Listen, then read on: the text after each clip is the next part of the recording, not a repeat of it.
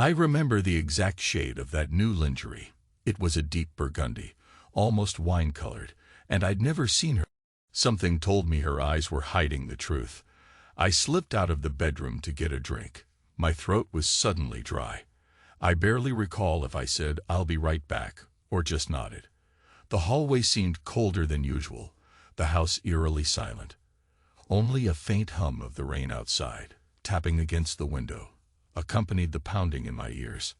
I remember I opened the liquor cabinet, the one we rarely touched, and poured myself a small glass of bourbon.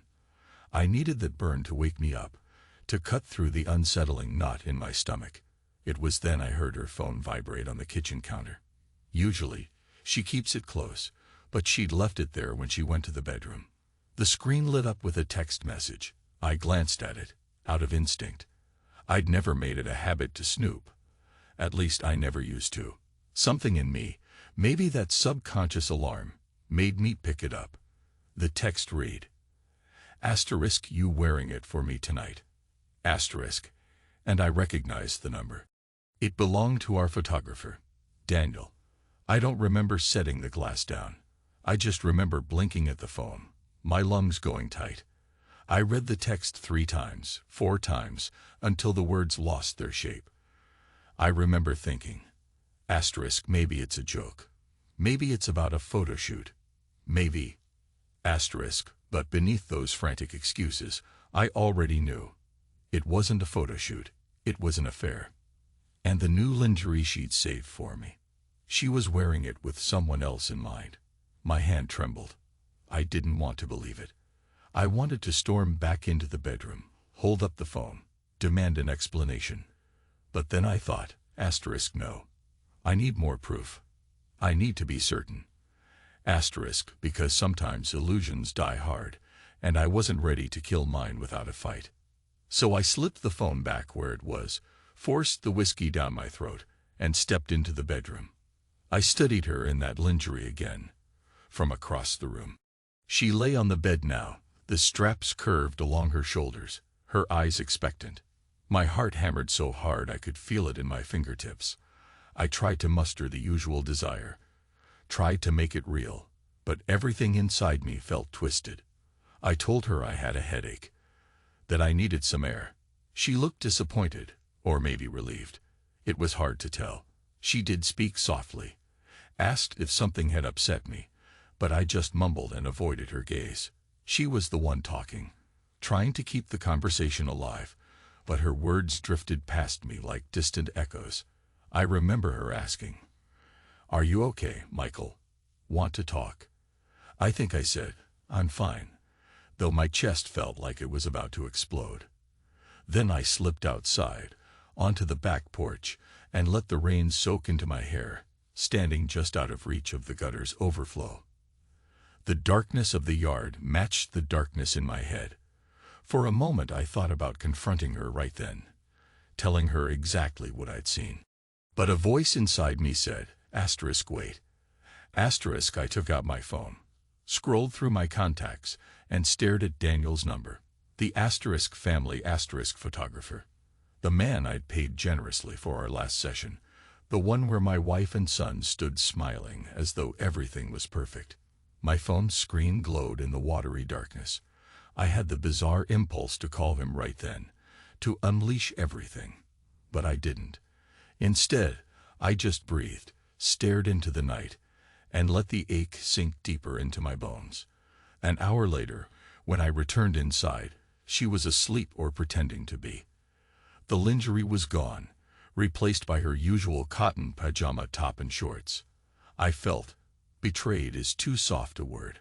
I felt gutted, hollowed out. There was a rage, boiling under the surface, but I also felt an odd sense of guilt.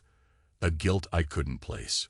Why was I the one feeling guilty? I stared at her face, at the ring on her finger, and I couldn't figure it out. Quiet. Do I feel like the intruder here? I managed, somehow, to sleep a little that night. Maybe an hour or two. The storm outside kept hammering the roof, and I tossed in restless confusion. My mind spun with questions. How long? Why him? Why now? Asterisk, the next morning, the house was quiet except for the low hum of the coffee maker. She emerged from the bedroom in a fluffy robe, hair damp from the shower. She gave me a little smile. Nothing forced, nothing obviously ashamed. It made me wonder if she realized I suspected anything at all. So, about last night, she began carefully, setting 2 mugs on the counter. Are you feeling any better? I shrugged. The smell of coffee nauseated me, which was unusual. I just needed some space, I muttered. She tried to ask more questions, but I slipped away, claiming a busy work schedule. My mind churned with suspicion. Asterisk go, I confront her. Do I keep it inside? Asterisk, for the first time in my marriage, I felt like I was living a double life. Like the person who was supposed to be my partner had become a stranger. By midday, I couldn't concentrate on the simplest tasks. I was in the middle of reviewing a financial report for a high-value investment portfolio, and the lines and numbers kept blurring. All I saw was that text. Asterisk, you wearing it for me tonight? Asterisk, the question hammered at me like a drum. Then I realized the next day was scheduled for a family photography session with Daniel, the same man. My pulse spiked. That was the day it all unraveled. The sun was bright, the grass still wet from last night's rain, and Alice was fussing over our son's hair. She seemed strangely cheerful, almost glowing, like something exciting was happening just beneath the surface. Meanwhile, I felt my palms sweat, my jaw clench, because I knew I was about to watch them interact. I had no plan. I only knew I needed to see it with my own eyes. Daniel arrived in casual jeans and a well-fitted shirt, camera bag slung over his shoulder. He greeted me with an easy grin, offered his hand, and I forced myself to shake it. My stomach churned. I was aware of every glance he gave Alice, every subtle shift in his posture. She tried to act normal. Maybe she succeeded, but I could see the flicker in her eyes, like a tiny flame dancing whenever he was near. He posed us in front of the house, tried out different angles under a blooming dogwood tree. I played along, hugging Alice's waist, lifting our boy onto my shoulders. Daniel snapped away, praising us for our natural chemistry. Asterisk, natural chemistry. Asterisk, I almost laughed out loud at the irony. Alice's gaze drifted to Daniel more than once. I couldn't unsee it. At one point, Daniel said he wanted some pictures of just Alice with our son. He insisted it would be sweet, a mother and child moment. So I stepped aside, letting them pose together.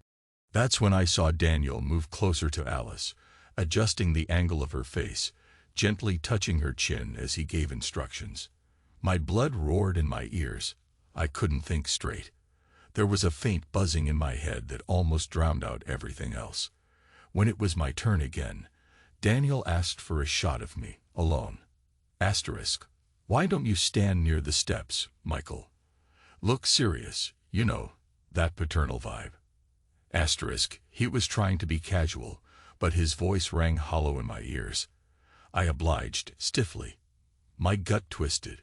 This entire scene felt like a sick joke. After the session wrapped up, Daniel lingered. Normally, a photographer might show us a quick preview, or simply pack up and leave, but he stuck around, making small talk, sliding glances at my wife. I braced myself, torn between wanting to hurl him off the porch and wanting to see if she'd respond. She seemed flustered, uncertain how to handle both of us in the same space. Our son was busy chasing a ball, oblivious to the tension. Finally, Daniel said his goodbyes, smiling a bit too fondly. As soon as he pulled out of the driveway, I felt this wave of nauseous relief and anger. Alice tried to say something, but I just brushed past her. In the days that followed, everything changed. I became quiet, withdrawn. I started rereading that text message in my mind and remembering every detail of that photo session. Asterisk, the way her lips parted when he got close, the spark in her eyes. Asterisk, I could barely look at her without imagining Daniel's hands on her, but I couldn't prove it.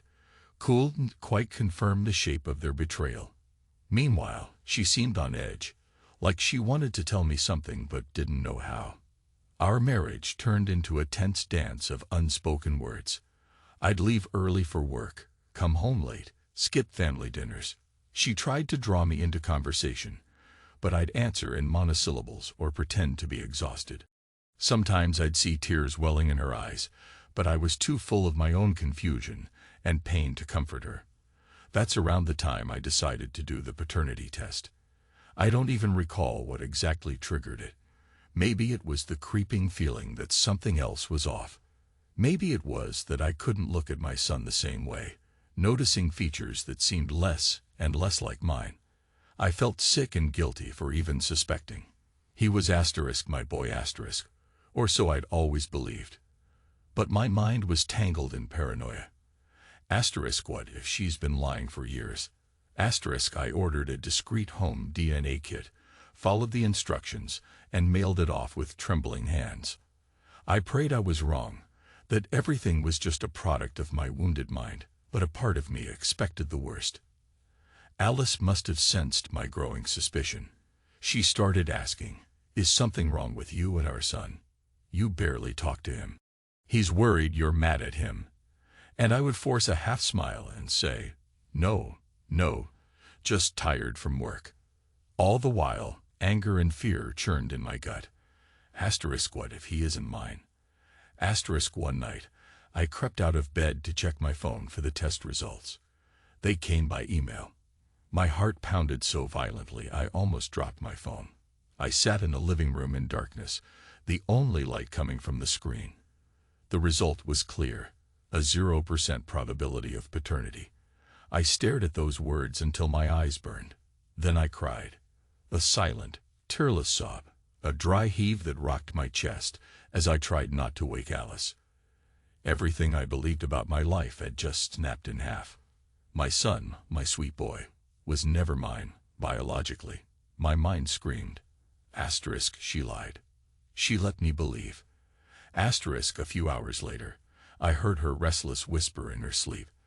I was on the couch, half dozing in confusion, when I realized she was speaking. At first I thought she was calling my name. Then I heard it. Daniel. Please, don't go. My blood froze. She was dreaming, muttering in fits and starts. I'm so sorry. I love. The rest was muffled, but she said enough. And the camera on my phone was recording, because I'd been taking a short video of the rain dripping outside minutes earlier. I turned it toward her, capturing her words. The entire confession spilled out in a tangle of half-coherent murmurs, enough that anyone hearing it would understand. She'd been with Daniel, maybe even loved him. She'd hidden it for so long that it haunted her dreams. Looking at the footage later, I felt a twisted kind of vindication, but also devastation. She's been calling me paranoid all these years, and yet here we are. The knowledge that she'd fathered a child with him, my boy was his, seared me like a hot blade. I felt simultaneously enraged and hollow. Who am I now? I spent the next few days in a haze. My mind spun, searching for a path to either confrontation or escape. I stared at my son's pictures on the mantel. He had my surname, my home, and my heart, but not my blood. Strangely, that realization triggered the biggest wave of guilt so far. It wasn't the child's fault. He had no idea that his mother and the so-called family photographer had been lying to me, lying to him. Alice tried to approach me multiple times, sensing the storm beneath the surface. She'd say, "Honey, can we talk? You've been distant, and But I'd cut her off or lock myself in my office. She'd follow me with tearful eyes, whisper, "Please, Michael, whatever it is, we can work through it." But I couldn't bring myself to speak. Rage churned inside me, and beneath it, a deep confusion about my identity. I was a father, but not a father. A husband, but not a husband. I felt like I was floating in some limbo, not sure who I was supposed to be anymore. Maybe I'm just the guy paying the bills, the man who sits quietly while my wife dreams of someone else. In that swirling darkness, A cold, cunning idea took shape. I recalled Daniel's struggles with money. He was always looking for investors or loans, especially for his photography business. I had resources, connections, ways to buy up someone's debts. Part of me recoiled at the thought of revenge. Another part of me clenched its fists. He took everything from me. I need to take something back. So I made a few quiet calls. I found out that Daniel had borrowed significant sums to upgrade his equipment, that he was behind on payments, that a collection agency was breathing down his neck. With the right moves, I could buy that debt, own it outright, turn the screws in ways he wouldn't expect. Is that who I am now? A vengeful man willing to ruin someone's livelihood. I asked myself that question, and the answer came almost too easily. Yes. I started the process swiftly, using shell companies and discreet channels. Within a short time, I held the note on Daniel's business loans. He didn't know I was behind it. Didn't know I was the one who now had the power to yank his dreams out from under him. It felt dark and dirty, but it also felt justified. This is for me. For the lies, for that test result. Meanwhile, at home, Alice's anxiety soared. She sensed the shift in me, the tension in my posture, the stare that lingered too long. She tried to break the silence. Michael, please, if something happened, if I did something, just tell me. I refused to break. I refused to show her mercy, because I wanted her to squirm to feel the dread. At night, I'd lie next to her, listening to her shallow breathing, feeling my chest tighten. Memories of better times drifted across my mind. Her laughter when we first met, her gentle hand in mine. Then I'd see that burgundy lingerie in my head, and that text message. You wearing it for me tonight. My stomach curdled. Everything snapped one afternoon when the official letter arrived at Daniel's studio, notifying him that his loans had been sold and were now in default. He called me, frantic, but tried to keep his composure. Michael, hey, this is awkward. I just got this notice, and I played dumb. Yes, I heard something about your financial trouble. You all right? He swallowed hard on the other end. I don't know. The new debt owner is demanding immediate payment, something about an accelerated clause. You're in finance. Could you help me navigate this? His voice shook, and I imagined his face, pale and sweaty. The same face that had smiled at my wife, that had fathered my son without my knowledge. I forced a concerned tone. Let's meet. I'll see what I can do. We scheduled a meeting at a nearby cafe. I arrived first. The sky was gray, promising another downpour. I sipped coffee, my hand steady for the first time in weeks. When he walked in, he looked disheveled, not quite as polished as usual. He sat down, and I could see desperation in his eyes. Man, I'm in trouble, he said, leaning forward. They're demanding the full sum in 30 days, or they'll foreclose on my equipment, my studio, everything. I've worked too hard to let it all slip away. You gotta help me. I study him in silence, letting the tension hang. He doesn't even realize I'm the one behind all of this. Finally, I said. I can try, but you know how these things go. The new lender has the advantage. They can push you into bankruptcy if you don't negotiate something quickly. Daniel nodded, eyes bloodshot. I'll do anything. I can't lose my business. It's my life, my passion. He paused, rubbed his temples. Look, I'll do more sessions for you, your family, whatever you need, no charge. Just help me out, man. His words dripped with irony. The casual mention of my family made me want to throttle them. But I kept my voice calm. I'll see what can be done. Maybe I can set up a meeting with the note holder. He sighed in relief. Thank you. Thank you so much. I just nodded, feeling a sick sense of power. I left him there, looking hopeful and lost.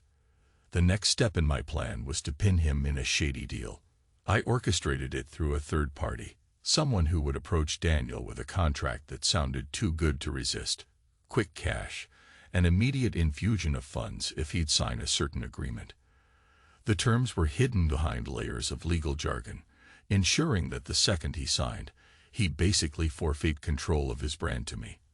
I watched it all unfold with a numb sense of satisfaction. Meanwhile, at home, I discovered the final piece of my personal puzzle. The test results for my son, the repeated confirmations from the lab, the dream confession recorded on my phone. My illusions about who I was in this marriage were gone. I tried to muster fatherly feelings for the boy who grew up calling me Dad, but every time I looked at him, I felt a dagger of betrayal. Still, it wasn't his fault. That knowledge only compounded my misery. Alice grew desperate, noticing my coldness toward her, but also my forced warmth around our son. She cornered me one night as I paced the bedroom. "Michael, you have to talk to me. I'm scared. You've changed so much." I turned to her slowly. She looked smaller than I remembered, her eyes red from crying, her shoulders slumped. "I know the truth," I said. My voice came out raspy and hollow. She blinked, confusion morphing into dread. "What truth? Don't play dumb." My voice cracked. "I know our son isn't mine." Her lips parted, and I saw a raw panic in her eyes. She staggered backward. "You? How?" I yanked open the drawer and threw the test results onto the bed. She stared at them, tears immediately forming. "Michael, I waited, but she said nothing coherent, just repeated my name. Eventually, she sank onto the mattress, face buried in her hands. "I never meant to hurt you. It happened before we were married, and I was confused, scared. Then I found out I was pregnant, and Daniel told me he didn't want that responsibility. But you and we were so good together." My breath caught in my throat. "Before we were married," I echoed. "But you made me believe he was mine all along." Alice sobbed, a broken sound. "I didn't know how to tell you. You were so happy, talking about how you wanted a family. I kept hoping it would never come out. Then, after a few years, I told Daniel to keep his distance, but he kept showing up. And now, it got out of control." She shuddered and reached for my hand. I pulled away. "Don't." Her voice trembled. "Michael, I'm so sorry. I know you must hate me. But I love you. I always loved you." I felt numb. I remembered the lingerie, the text, her moans in her sleep. "You sure you love me? Because you seemed pretty attached to him." She shook her head frantically. "No, that's over. Whatever feelings I had for him. He was like an old habit. It wasn't serious. You have to believe me." I clenched my fists, trying to control the anger thrashing in my veins. "What I believe is that you lied to me for years. You used me." She broke into fresh sobs. "That's not true. I was scared. I was young." I almost laughed. "Young. We were both adults. You made a choice. You lied about who fathered that boy. And you just let me be the fool." She reached out again, but I stepped back. "I can't do this right now," I muttered, grabbing my coat. "I need air." She followed, calling my name, but I was already out the door. The night air hit me like a slap, and the memories swarmed. I walked aimlessly, through quiet suburban streets. A part of me wanted to come home and set the place on fire with my rage.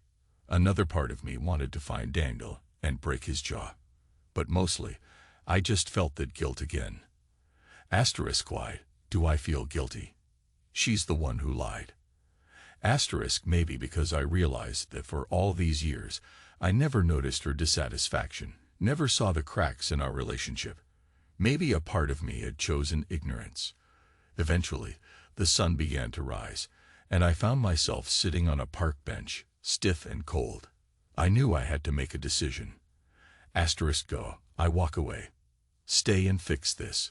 The conflict battered my mind, but my body felt hollowed out. In the following days, everything rushed at once. Daniel discovered he effectively signed his studio away to a mysterious creditor. He was furious, begging me for help, cursing the system. He had no idea it was me. Alice was a wreck, trying to hold our family together, pleading with me to let her explain. Our son sensed something was wrong but didn't know what. It all felt like an opera, building to a crescendo I couldn't control. And then came the moment of confrontation. Daniel cornered me outside a coffee shop, looking wild-eyed. "They took my cameras, man," he hissed. "They said I can't operate in my studio until I pay them some ridiculous penalty. I'm ruined.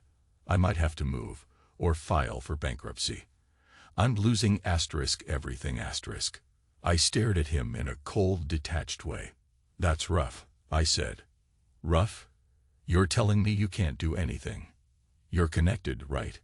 He seemed desperate, sweaty. "I'd do anything for an out." I could have dragged it on, but something in me snapped. I leaned in close, lowering my voice. "I am your new creditor, Daniel. I own your debt, and now do you pay?" He went pale, his jaw dropping. "You? What? Why?" The question sounded so pathetic, so clueless, that I almost laughed. "You really don't know." Realization flashed in his eyes. "Oh God, you know about me and Alice." I gave him a humorless grin. "Yes, I do. And guess what else I know? My son is really yours." He took a step back, stumbling as if I'd punched him. "No," she told me. "I didn't." He broke off, unable to form words. Guilt, fear, and shock warred on his face. "You're done," I growled, leaning forward. "I'm taking everything you have." "That's how it works. You wanted to steal my family. Well, I'm stealing your livelihood." He tried to speak, but no words came. I stepped around him, letting him reel from the weight of it. My heart pounded, a mixture of savage triumph and deep sorrow. Is this who I am now? When I got home, Alice was waiting on the porch, eyes swollen from crying.